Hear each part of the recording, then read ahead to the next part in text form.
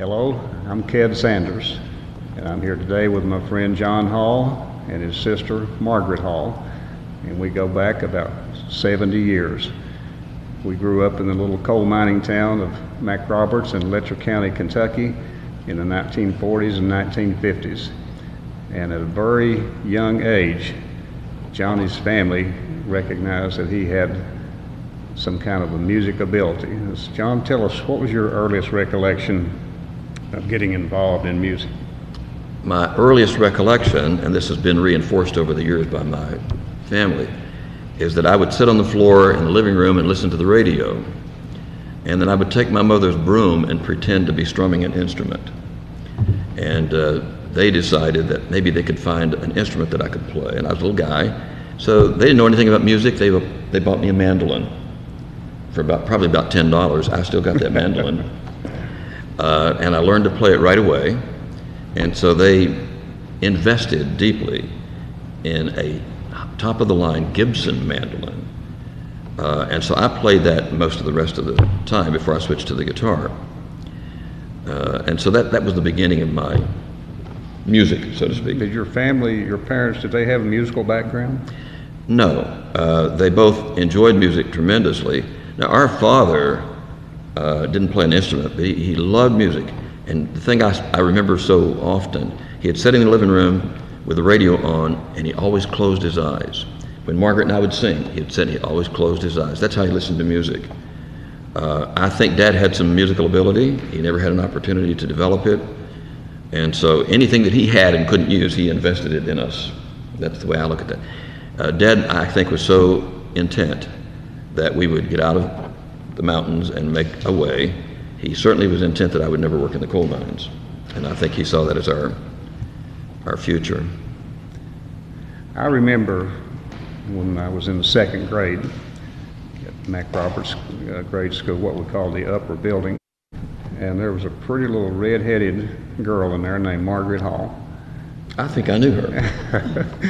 And she had this little brother in the first grade named Johnny that could sing and play the guitar. Of course, it wasn't the guitar, but at that time I didn't know a guitar from a mandolin from a French harp. But it was the talk of the town about that talented little boy in the first grade who could sing and play the guitar. But somewhere along the way, you and Margaret got to singing together. Yes, it really began, I think, like with a lot of families, we had a front porch swing. Did you all have a front porch swing? Oh yeah, everybody. We grew up in the front porch swing. And me and Margaret and our other two sisters, we would sit for hours in that front porch swing and sing out of tune, but we sang together. And somewhere along the line, Margaret demonstrated an ability to hear harmony notes and sing, not just sing the lead, but if I was singing the lead, she'd switch to the alto. And then she'd do the lead and I'd do the tenor line. And so then Dad began to focus on us together. And we would play at PTA meetings, other school functions. I remember so well all the talent shows and festivals and gatherings or whatever. All the kids in school who felt like they had some kind of talent, they would perform, but you were always the headliner. You always, even in the very early years, you had that air of professionalism about you. And I think, didn't you initially play as a solo act before Margaret started singing? I was a solo act until I was about 9 or 10, I guess. Mm-hmm. And then we always sang together at home. But I think Dad persuaded Margaret to sing with me in public. And what was interesting about that, and you haven't mentioned it, but remember, Margaret and I had a speech impediment. I remember. I could not pronounce my S's, and Margaret and I were so close that for some reason she couldn't pronounce her S's. And I think folks thought there was something physically wrong with it. And you know what changed that? When we were in middle school. No, we were still in lower grades. But Lee Johnson, yeah, wonderful teacher. He would have us stay after school, and he would work with us. And suddenly we were speaking plainly. And so I owe that to him. We owe that to him. Mm-hmm. He understood that this was not a physical problem. It was psychological or whatever. So from that time on, we not only sang together, we pronounced our S's. Well, we copied each other. Yeah. Well, in the grade school, somewhere along the way, that's when Margaret started singing with you, but you were one grade behind us, but somewhere along the way, did I fail a grade or did you get double promoted or? Well, you know, I started in my 5th grade year, I started in the 5th grade. No, I'm sorry, 4th grade. No, it was the 5th grade. I started in the 5th grade. And within the first week, now, to say I got double promoted would suggest that I must have been really, really bright. As I understood it at the time, the classroom was crowded. And so they moved me to the 6th grade, so I skipped the 5th grade. So and that put me and Margaret in the same class. We all went together Yeah. for the And next Mom and 6 Dad. years, all the way Yeah. through high school and graduation. Mom and Dad agreed to that. They talked to me and asked me if that would be okay. Yeah. So I said, absolutely. Yeah. But I recall you all entertained us all the way through grade school, middle school, high school. You could not escape us. Yeah. And I recall also you had your own radio program, so tell us about that. The radio station at Mayking, WTCW, had just opened up, I think in 1953, thereabouts, something like that.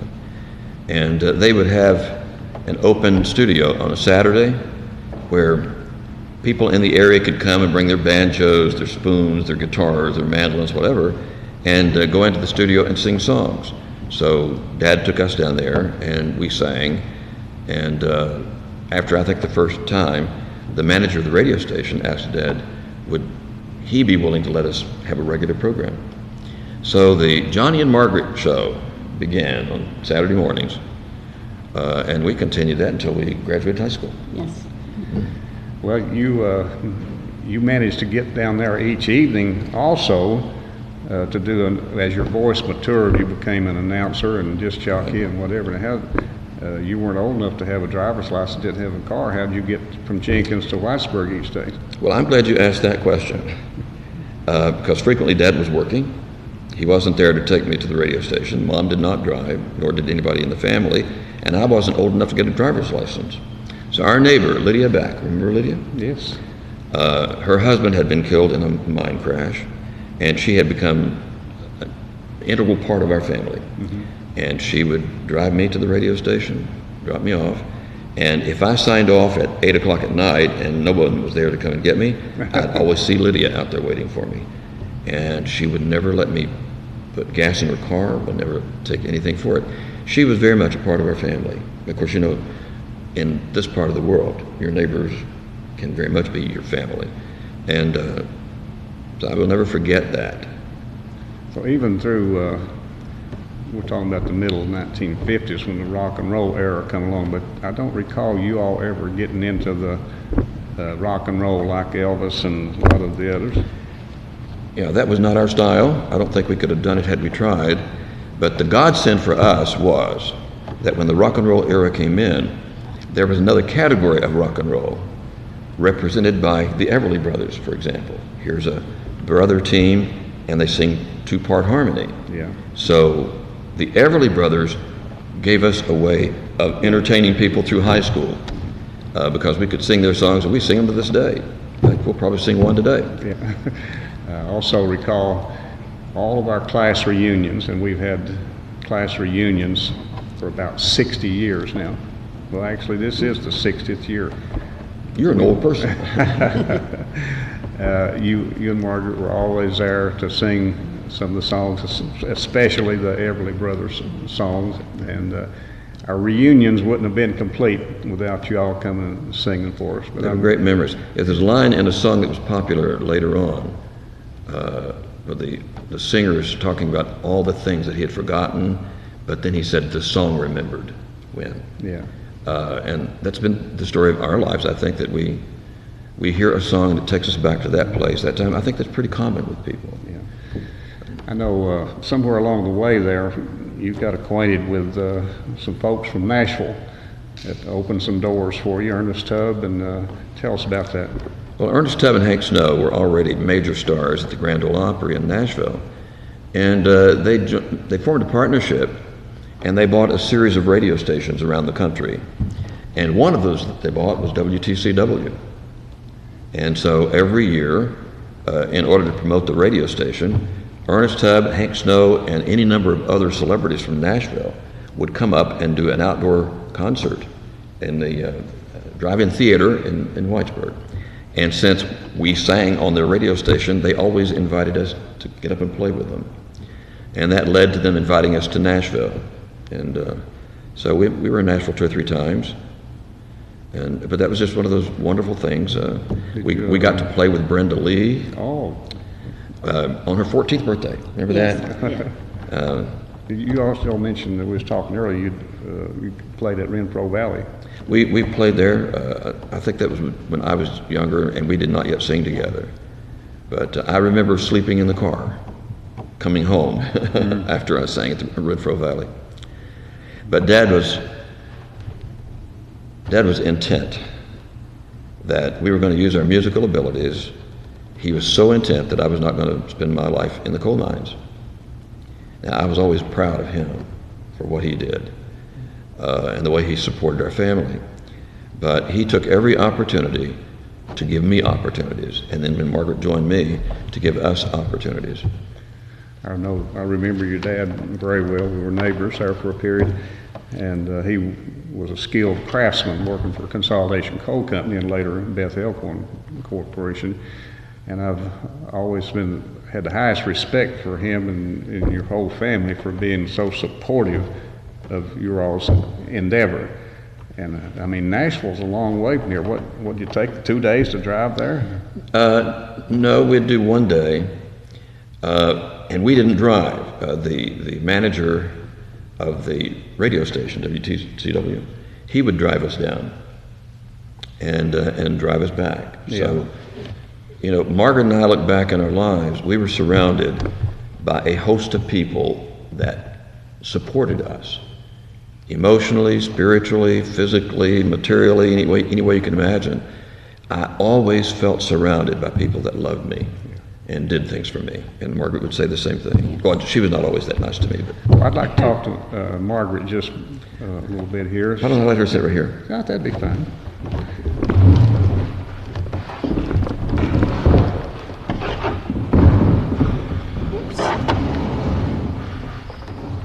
You know, it's been said that harmony is especially close among siblings, and it could not be any closer than it was with John and Margaret, and you get a chance to hear that in a few minutes too. Margaret, what's your recollection of beginning the singing career with Johnny? And I know when high school ended, that's sort of the end of it. Tell us about your recollection. Well, you know, I think we started when I was about 10 years old. I realized I could sing, and so Dad kind of worked with us, and he had us singing together. And then it was just a natural thing for me to do the harmony.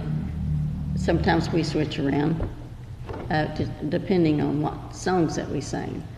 When the Everly Brothers came out, their songs just really fit us, and their harmonies, so we really enjoyed that. Could I add something here? You hear comments about sibling harmony. Neither of us reads music. But when we hear a song, we can just look at each other, and I'll nod, you do the tenor, I'll do the lead, or you do the lead, I'll do the tenor. A lot of eye contact. And you could just hear it. It was in our heads. We never read music. Nobody taught us how to sing harmony. It was one of those gifts that we had, and it was fun. Yeah, it was Still is. fun. Yeah. I remember, growing up in coal mining community, everybody had a front porch, and you all was there singing. And when you all were there singing, all the neighbors would come in on their porch. You had an audience there, and somebody be, Johnny, sing Little Susie, or so it was. You had an audience even when you were not on the stage. So Margaret, when we graduated high school, you went on to start a career as a secretary? Legal secretary. Legal secretary. So I worked in the legal field for a while.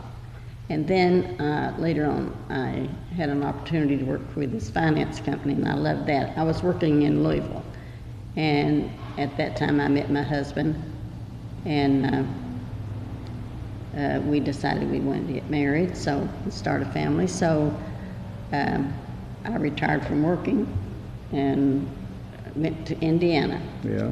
southern Indiana. So we have a home that we built across from Huber's Winery, which ended up being a world-renowned winery now. So we have a lot of traffic up there. It's no longer a closed community. Before it was just a real quiet place up there with dirt roads and everything. And we have 3 kids, and they're grown now, and now we have 3 grandkids. So. Oh, wonderful. That must have left something of a void in your all's life when you had to go separate ways and no longer singing together. Yeah. Mm-hmm. It did, but we both continued to sing. Margaret was now playing the auto harp, so she could accompany herself. And whenever we were together, I had my guitar, she had her auto harp. That's still true today. Whenever we are together, we sing. But I never wanted to be a professional musician. I never wanted to make that my career. I pursued other things, but music followed me everywhere I went. You mentioned earlier about the group that I sang with in the FBI. We wound up working together at the FBI Academy and talked about getting together and doing music. The next thing you know, we were a 5-group thing.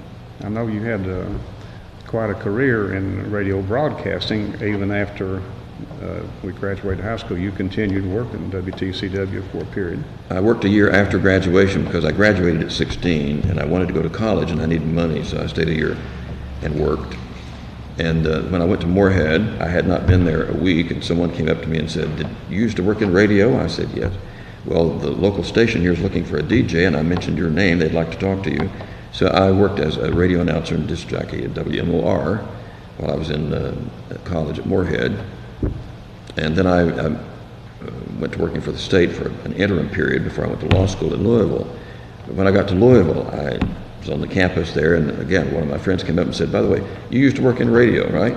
They're looking for a radio news announcer at WAVE, it's a radio TV station." So I did that while I was in law school.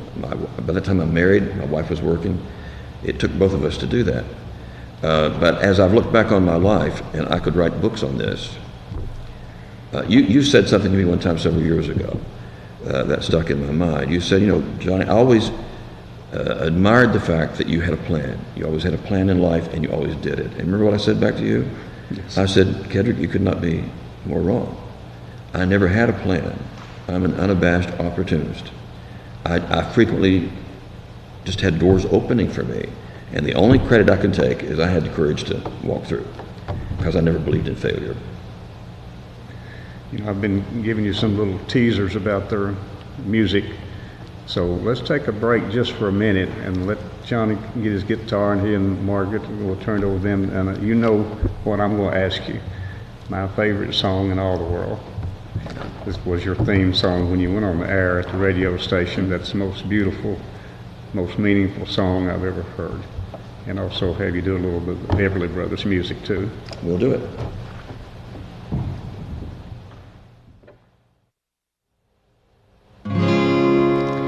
Kentucky, you are the dearest land outside of heaven to me. Kentucky, your laurel and your redbud tree.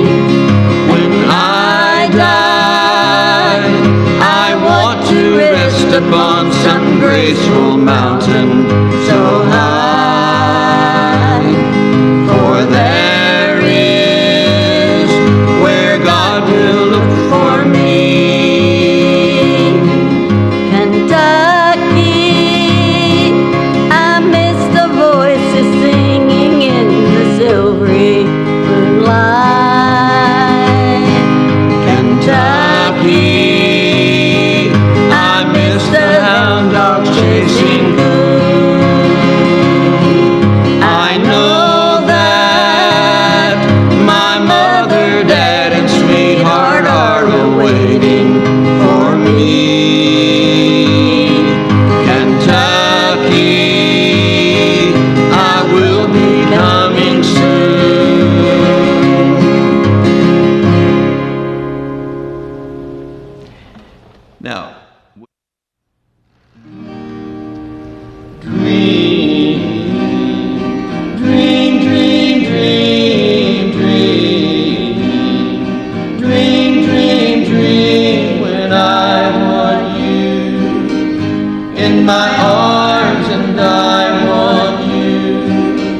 depend on your charms whenever I want you. All I have to do is dream, dream, dream, dream when I feel blue in the night, and I need you to hold me tight whenever I want you. All I have to do is dream.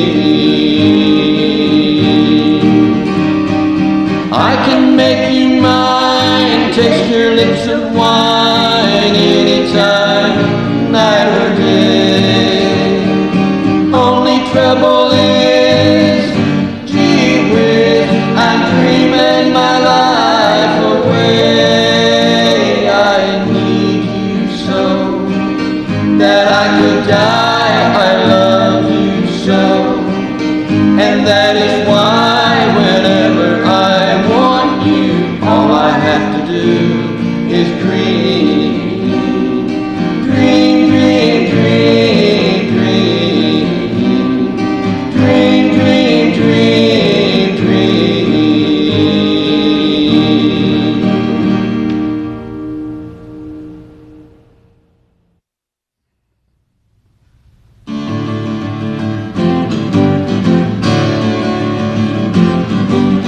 Wake up, little Susie, wake up. Wake up, little Susie, wake up. We've both been sound asleep. Wake up, little Susie, and weep. The movie is over, it's 4 o'clock, and we're in trouble deep. Wake up, little Susie, wake up, little Susie. Well, what are we gonna tell your mama? What are we gonna tell your pa? What are we gonna tell our friends when they say, ooh la la, wake up, little Susie, wake up, little Susie. I told your mama that you'd be in by 10. Well, Susie, baby, looks like we goofed again. Wake up, little Susie, wake up, little Susie. We gotta go home. Wake up, little Susie, wake up. Wake up, little Susie, wake up. The movie wasn't so hot, it didn't have much of a plot. Yeah, let's leave our gooses cooked, our reputation is shot. Wake up, little Susie, wake up, little Susie. Well, what are we gonna tell your mama? What are we gonna tell your pa? What are we gonna tell our friends when they say, ooh la la, wake up, little Susie, wake up, little Susie, wake up, little Susie.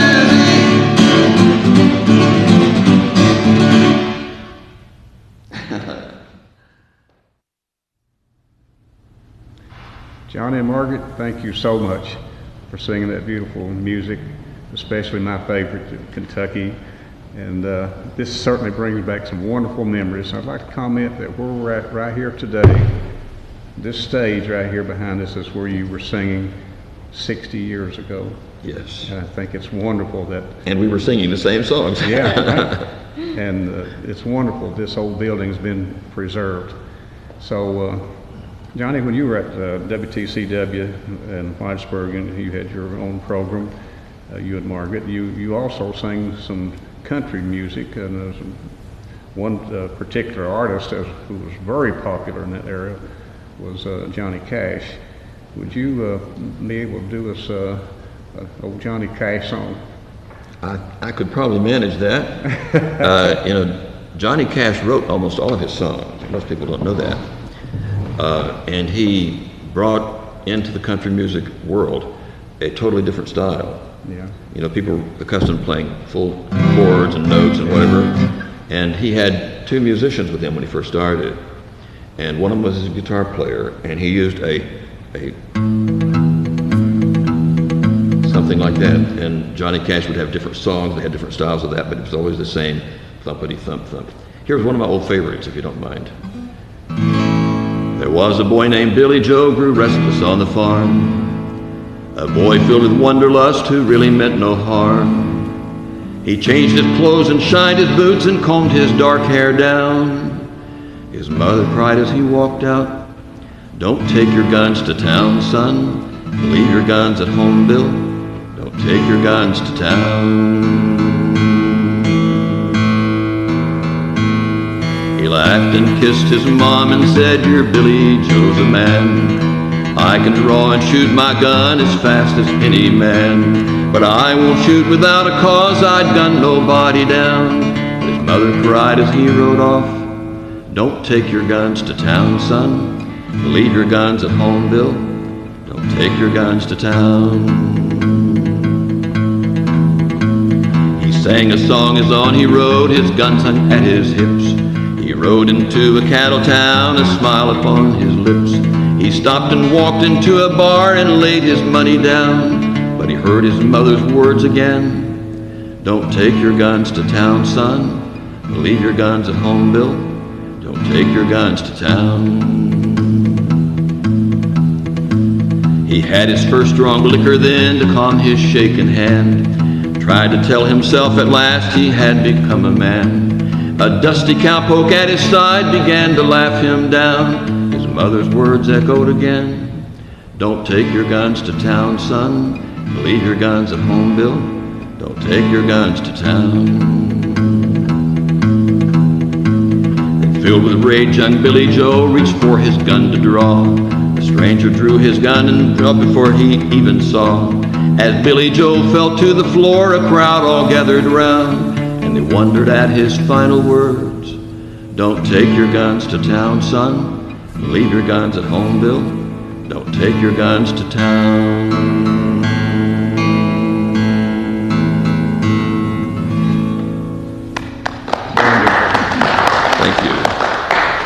You know, I've always admired you and Margaret, the way you harmonize and your musicianship, but through the years, I've noticed that you have become a virtuoso guitar player, picker, and I believe you told me you'd never had a lesson, you'd never had, could not read music, never had a lesson. That's... No, neither of us reads music and never had lessons.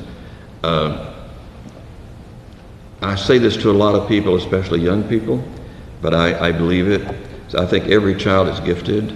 We're gifted in different ways. And the secret to happiness in life is figuring out what your gift or gifts are and using those to help other people, make a living, whatever. And I am the most blessed of people because I have gifts. I know that. If you deny the gift, you deny the giver. And I've been able to have employment where those gifts came into play. As you know, and we can talk about it a little bit more, but in the FBI, I became an instructor. And my ability to stand up in front of an audience, no matter how big, a classroom, no matter how big, to me, it's just like me and Margaret standing up on the stage and singing. You get a little adrenaline rush, but there was never any nervousness because I was very comfortable. And that was the gift of all those years of Dad driving around and giving us every opportunity to perform in public. Okay, let's make a little transition here. If you want to leave guitar aside. And I'll lay it right up here. Talk about your college career at Moorhead and U of L, and your career with, in the legal profession and FBI. Just start where you like. I'll start and then you guide me with questions, okay? As you know, we graduated here in 1959. I didn't know exactly what I wanted to do as a career. I'd even considered a military career. But then to mark time and make a little money, I entered college at Moorhead, which was a wonderful experience for me. I expanded my horizons. It would probably surprise you to know that I hadn't been in college very long and I had a folk music quartet. We called ourselves the Craftsmen. I don't know where that came from. So even through college, I was singing with people. I got a degree in political science and history, minored in philosophy, and I intended to go to law school in Louisville. Before I could do that, I was contacted by one of my college professors who told me that he had been hired by the state of Kentucky to work with the Constitution Revision Assembly. And he needed a partner. Would I be willing to work with him? I said, well, I'm going to law school. He said, you can go to law school anytime. Well, that sounded good to my ears because I didn't have any money. And so I moved to Frankfurt. My sweetheart in college married me, and we lived in Frankfurt together for about two and a half years. I worked at the Capitol building, and then when we finished up with that work, we moved on down to Louisville, where I had been accepted in law school. And again, I had not been in Louisville any time at all, and I ran into somebody that I knew in college, and he said, John, you know the radio TV station down here, WAE, they're looking for a news announcer, and I mentioned your name, so they want you to come and see them. So I went down there, they auditioned me. So I worked my law school in the radio news department. I read the news, and it was a difficult time as I look back on it, but I never thought much about it at the time. I worked like the 11 o'clock at night till 6 in the morning. Then I'd get off work, I'd go home, my wife would be there with a cup of coffee, and I'd have some little breakfast, and I'd lay down and go to sleep until I had to go to class. At the end of the class, I'd go back to the radio station and work. My wife has a couple of snapshots that she shows me from time to time. I looked skeletal and pale. Now I still do, I still look pale. You look back and say, well, how did we ever get through that? Well, I'll tell you one way I got through that, and that's my wife. God blessed me with my perfect mate in life. She had a wonderful career of her own in education, learning disabled kids, the whole thing. She had an incredible career. And I used to say to her, you know, here I'm an FBI agent and you're an educator. Your job is far more important than mine. She changed lives at an early age that few people would have the opportunity to do. So I've had a perfect partner, is what I'm saying. Now, she was a Navy brat. So when I joined the FBI, and our first office was Oklahoma City, and usually you'll stay in your first office a couple of years.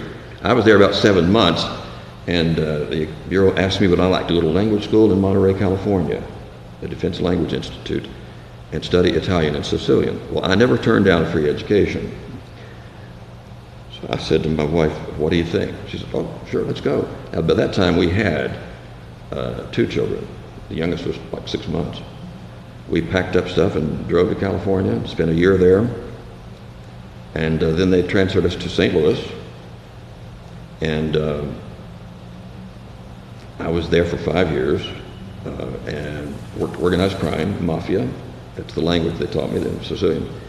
But I also became a firearms instructor and a legal instructor, and I was a member of the SWAT team. And I can tell you this honestly, there were many days I looked around and said to myself, why do they pay me to do this? I mean, I was loving everything I did. And again, one of the things that the FBI did for me and did for a lot of other people, they give you opportunities to do things that you never even thought you could do. And you discovered that you could. There are things that I would never have thought of. So by the time I left St. Louis and was transferred to FBI headquarters, I had become a firearms instructor, legal instructor, SWAT team member, investigator, the whole thing. And then they moved me to Legal Counsel Division in Washington, D.C. And I was there for a year handling legal matters for the FBI and had a whole team of people. And after 1 year, they asked me would I like to go to Quantico, to the FBI Academy, to the legal instruction unit, and as a legal instructor. And I did that. And I had been there, let's see, about 9 years. And then I was asked to take over the firearms training unit at the academy. And I wish my dad had been alive then. Everything I know about guns I learned from my dad. And he would have been so proud that I was the unit chief in firearms. And that was a challenging job because that unit is responsible for supplying every FBI office, every FBI agent with firearms, ammunition. We had to test stuff all the time. I never worked as hard in my life as I did in that period of time, but I think I was never more gratified because I could see the tangible results of what was going on. When I went over there, the FBI was issuing revolvers as their standard weapon. I transitioned them to a semi-automatic pistol. Revolvers are great. I love revolvers, but semi-automatic pistols are easier to shoot, quicker to reload, more rounds in the weapon, flatter, easier to carry. And so that was one of the major things I did. And probably the thing that I would be proudest of there, the FBI had experienced a disaster a couple of years before that where 2 of our agents were killed and 6 were seriously injured when they attempted to arrest two extremely violent bank robbery subjects. And as in all cases like this, the FBI does a thorough investigation, what went right, what went wrong. How could this happen? Well, one of the things they discovered, our agents were shooting accurately and hitting the subjects, but the subjects weren't going down. And we took a close look at that, and one of the goofy things I did is I did not call people who write magazines articles for gun magazines. I call surgeons, people who treat wounds. I called the head of the Army's wound ballistics laboratory out in California, and he flew east and spent a week with me. And I sat him down in the office, had my notepad. I want you to educate me on wound ballistics. What do bullets have to do to physiologically incapacitate a person as quickly as possible? And he says it's simple as anything. He said, you ever deer hunt? You know, humans are just like deer. You have to bleed them out. The more holes you put in, the bigger the holes. It sounds morbid, but that's the reality. So I created an ammunition testing program with a lot of help from the guys that worked for me, which has now become the standard in law enforcement ammunition. If you go to any of the major manufacturers, they now test their ammunition on the standards that we created. And after 3 years there, I returned to the legal unit where I spent the last several years working on the FBI's use of force policy and again, training agents and legal stuff. And I look back and still wonder why they paid me to do what I did. It was hard work. You know, our average work day is 10 to 12 hours. We don't get paid overtime. I'd go to work in the morning. I'd leave at 6:30. This is when I was in the field. I'd get home at 6 or 7 o'clock, or I wouldn't get home that night. You know, you could go to work in the morning, and at 10 o'clock in the morning, some guy in a faraway town robs a bank. That's a federal violation if the bank is federally insured. So we'd jump in the cars and take off, and we worked until the case was solved. And it might be a day, it might be 2 days, it might be 2 weeks. So you were always prepared for that. And again, I look back and I say, I was blessed in marrying a Navy brat, because she was accustomed to that. I could never have had greater support than I had for her. And as I said to you earlier, she wound up teaching learning disabled children, emotionally disturbed children. And I would say to her many times, honey, your job is far more important than anything I've ever done. And I believe that. I don't know how you found the time, but I understand that you also did a lot of writing while you were with the agency. Yeah, it was not me getting a lot of time. When I worked in the legal division, you were required. You were required to continually do research and publish articles. The FBI has a magazine called the Federal Law Enforcement Bulletin. It's a monthly publication, and along with everything else, they have a legal article. And it was our unit that had to supply that. So at least twice a year, I had to write an article on some relevant legal issue relating to law enforcement. And I loved it. It was not only a chance to practice your writing skills, it compelled you to really dig deep and research the subject matter.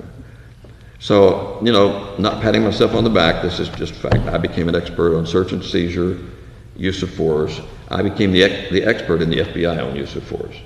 That was because of my combined interest of legal and firearms and stuff. So I was very proud. Now, let me add one other thing. This is sort of ironic. I retired in 2002, and they had asked me what I wanted as a going-away party, and I said, I don't want one. I have been honored by my colleagues every day of my career. You don't need to do anything more for me. And I stuck to that. A week before I retired, we were having an anniversary celebration for the FBI Academy. And we had everybody from headquarters, director, assistant directors, the whole thing. And they asked me and my singing buddies to close the program with God Bless America. And we did. And now we thought the chaplain would do the invocation. I looked across the stage, and one of my colleagues from the legal unit was coming up on the stage. What's she doing here? Well, they called me forward, and they presented me with a guitar as a going-away gift. A guitar made by the Taylor Guitar Company from the wood of the last standing Liberty tree that goes back to the pre-Revolutionary War days. Oh. They made 400 of them. Number 1 is in the Smithsonian. Number 2 is in the Taylor Guitar Museum. I have number 3. Great. And I found out later how they got it. When the guitars were made, the word was out, these are collector's items, and they were bought before they were built. But when my colleagues, I mean, they are trained investigators, they went all the way out to, on the phone to the owner of Taylor Guitars and said, this is who we are, we'd like to get one of those Liberty Tree guitars. And, well, they were all sold. We don't have any left. But the owner said, let me get back to you. And he got back to them and he said, I've got the guitar, now you get the money. Now they sent communication out to all of our 58 field offices and said, we're going to finally get rid of John Hall. Let's give him a gift, and this is what we'd like to give. So they took up a collection to pay for that guitar. And they presented it to me that day. I remember going home that night. I didn't go to bed that night. I sat on the sofa in the living room. Is this your guitar? No, but it's made, I don't travel with that guitar. Yeah. That guitar is rare. You can't buy them. They were sold immediately. In a moment, I want you to comment about the musical group that you played with the FBI, but I want to also thank you for the book you gave me, and believe me, I read it from cover to cover.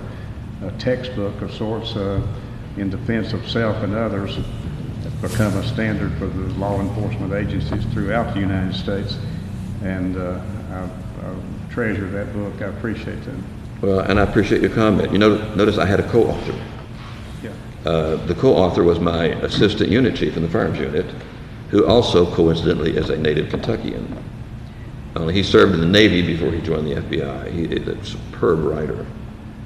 And he's the one, when I retired, he called me and said, you know, we ought to write a book. And I said, well, I've done so much writing, I think I'm going to rest a while. You know, we really need to write a book. He kept pushing me, and I kept pushing him away. And then one day he sent me a rough draft of his first chapter. And I called him and I said, you turkey, you know I was not going to let you publish this nonsense. He said, then you make it better. So what we did is we divided the labor. I would write a chapter on legal stuff and send it to him. He majored in English at Princeton, so he was a good writer. And then he would write stuff, and we just went back and forth. It was a labor of love. And you know, notice who wrote the foreword in the book? Tom Clancy. Oh, a great author. Yeah. He had come down to the academy a number of times just to visit, and my co-author had met him, and he'd like to come down and shoot. We'd take him out to the range and let him shoot guns and stuff. And so when we wrote the book, he volunteered to write the introduction to it. He passed away not long after that, and so we were honored to have him represented in that volume. But it was an opportunity to sort of bring together the collected experience and knowledge that Pat and I had accumulated over the years. And somebody once said, you know, I think it was Winston Churchill, one of my favorite guys. He said, you know, writing a book is first a labor of love, then it becomes just a labor, and then it becomes your master. And finally, you reach the point where you have to slay the master, you have to slay the monster and fling it to the public. And that was sort of that experience. It was hard work, but you look back and that was a good thing to do. So I'm glad you enjoyed it. You had a wonderful career with the legal profession and with the FBI, and I know you never did get away from music. I was glad to hear that you were able to put together a band while you were with the FBI and played professionally there for years. Tell us about that. When I got to the academy as a legal instructor, that would have been 1979, I encountered an instructor from the firearms unit who had been one of my firearms instructors when I went through new agent training and when I'd gone through SWAT training. And we were chatting, and he said, somebody told me you played the guitar. I said, yeah, I do a bit. Do you play? He said, well, yeah, a little bit. We ought to get together sometime. As we talked, we realized that we both lived in Springfield, Virginia, one street apart from each other. So we started carpooling together, and then we'd get together at one house or the other on the weekend, and he and I would do songs. And then he said, why don't we take our guitars down to the academy and get up some Friday evening, because on Friday, those that can leave the academy go wherever, but a lot of people are sort of stranded there, and it's out in the middle of the Marine Corps base. You know, you don't walk out to a theater or something. So there are a lot of people there that don't have much to do. And so we took our guitars down to the lounge area, pretty good sized lounge, and we'd just sit there and pick, and people would come and stop, and we'd have a big crowd. And then people would come up and say, can somebody else get up and play? Absolutely. So we would have people volunteering from the audience.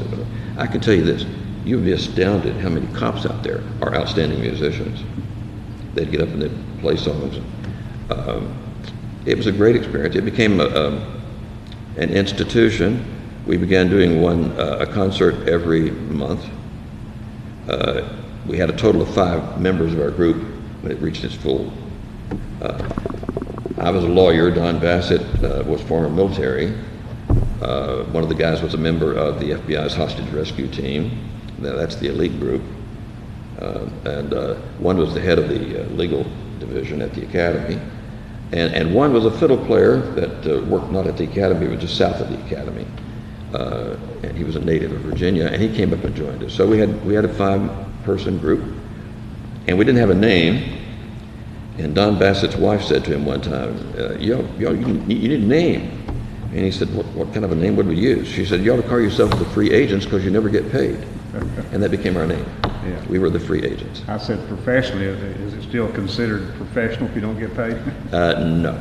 You're an amateur, and we were proud to just be amateurs. I have a copy of your CD. I've had it from the time that your group came to Mac Roberts and did a performance at their festival there a few years ago. Yeah. And it's a wonderful music. And by the way, that was a high point in my life, bringing my buddies back to my hometown. Were they surprised at your roots? Yes, they were. They were all surprised where I came from, and I was as proud as I could be. Now, see, I say this to people, and it's no exaggeration.